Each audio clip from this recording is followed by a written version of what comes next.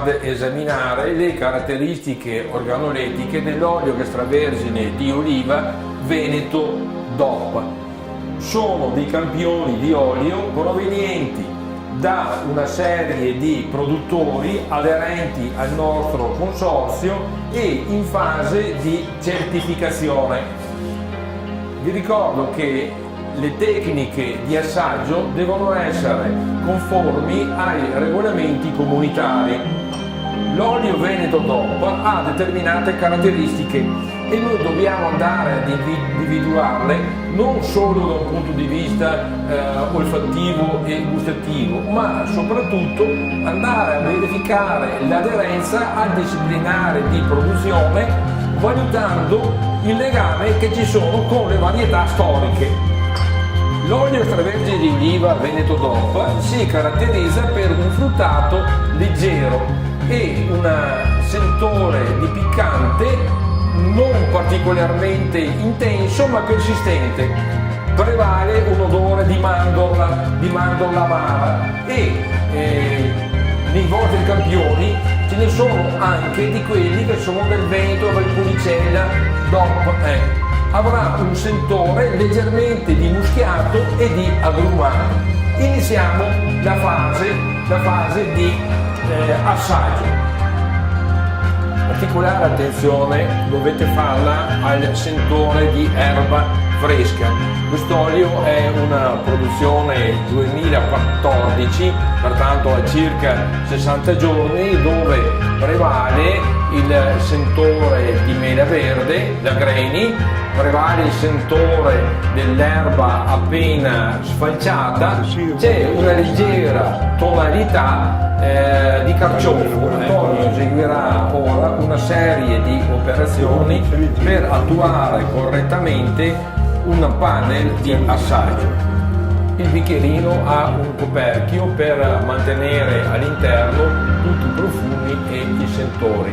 Antonio andrà leggermente a mescolare e basculare il contenuto d'olio, che ha già una temperatura di 28 gradi centigradi, tolto il coperchio. Andrà a ruotare e basculare leggermente il contenuto, andrà a porselo nel naso e con una ispirazione profonda ma veloce andrà tutto ad assorbire quanto contenuto di profumi e di aromi. Roberta ora andrà a rilevare con l'olfatto tutti gli attributi positivi e negativi del campione, che in questo caso fra gli attributi positivi c'è il fruttato. L'olio extravergine di oliva Veneto DOP si caratterizza per un fruttato medio fresco. Andrea andrà ora ad eseguire l'analisi organolettica. Come e cosa consiste questa analisi? Ossia, miscela a circa 15 ml di olio una parte di aria, così da andare a creare delle minuscole goccioline che andranno a posizionarsi nel palato molle dell'assaggiatore e sprigioneranno tutti i sentori positivi e negativi. Tra i sentori positivi abbiamo l'amaro, che per l'olio Veneto DOP è medio ma intenso, e il piccante, non eccessivo ma persistente. Gli assaggiatori riportano in un tablet tutte le sensazioni che hanno rilevato durante l'assaggio, andando ad identificare l'intensità.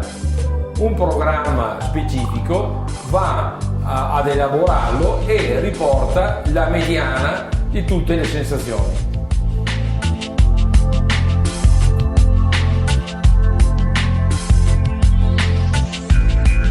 Antonio sta predisponendo l'esecuzione di un'analisi chimica dell'olio.